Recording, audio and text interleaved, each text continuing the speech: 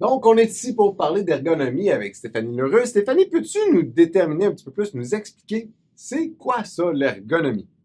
Oui, c'est quoi l'ergonomie? C'est vraiment peu connu comme discipline, mais pourtant c'est tellement important. C'est vraiment le fondement, la prévention des douleurs, des troubles musculo-squelettiques qu'on va définir plus tard. Donc, l'ergonomie, c'est une discipline scientifique qui vise la compréhension fondamentale des interactions entre les êtres humains et les autres composantes d'un système. L'objectif, c'est d'optimiser le bien-être des personnes et la performance globale du système.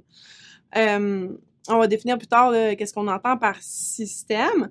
Les ergonomes contribuent à la conception et à l'évaluation des systèmes afin de les rendre compatibles avec les besoins, les capacités et les limites de chaque personne.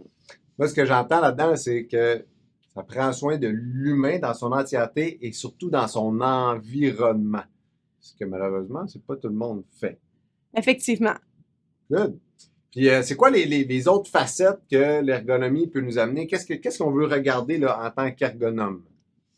En tant qu'ergonome, on regarde prime abord l'environnement physique. Donc, c'est-à-dire, bon, ce que ce soit comme les tables, les souris, les équipements, l'aménagement aussi, que c'est ce qui favorise ou non la communication avec les collègues, là, si on est au bureau ou bien ou si, par exemple, on est à la maison, on pourrait parler aussi de l'éclairage, par exemple, l'orientation, etc. Donc, tous les éléments d'environnement physique. OK. On a l'environnement social, donc l'entraide, la hiérarchie au sein de l'organisation, par exemple, Hmm. la reconnaissance du travail, etc. Euh, les tâches, donc les tâches que vous avez à faire, les exigences de votre supérieur du travail, l'organisation du travail, donc l'organisation du travail par rapport à l'entreprise, mais par rapport à votre organisation personnelle du travail aussi. Et puis, bien sûr, vos caractéristiques à vous, vos caractéristiques physiques, mentales, votre santé, votre âge, votre vue, est-ce que vous portez des lunettes, est-ce que vous êtes bon à l'ordinateur, est-ce que vous n'êtes pas bon, etc.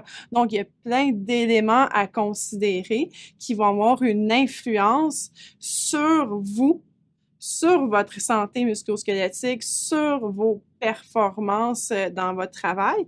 Et en tant qu'ergonome, on doit considérer tous ces éléments-là pour être certain d'apporter des solutions qui vont permettre une réelle amélioration des conditions de travail que vous serez en mesure d'adopter et qui vont fonctionner. Donc, c'est vraiment notre adage, c'est comprendre le travail pour le transformer. J'aime ça, c'est tellement, tu sais, comme on est humain 360, on parle souvent de santé intégrative. Oui. Ben, l'ergonome, c'est ça, il prend tous les facteurs de l'humain en compte. J'adore ça, là, tu sais, les tâches du travail, les exigences et tout.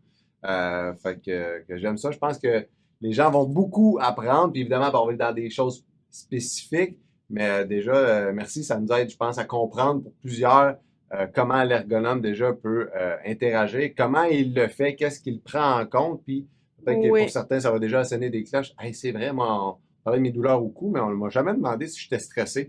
Ben, ça serait peut-être intéressant d'en parler, justement. Oui, surtout, on m'a jamais demandé si je portais des lunettes avec des foyers progressifs parce que ça a un impact sur le cou. Et oui, mais on va le voir plus tard pourquoi. Good! Fait qu'on va tout aller voir ça dans les prochaines capsules. Merci.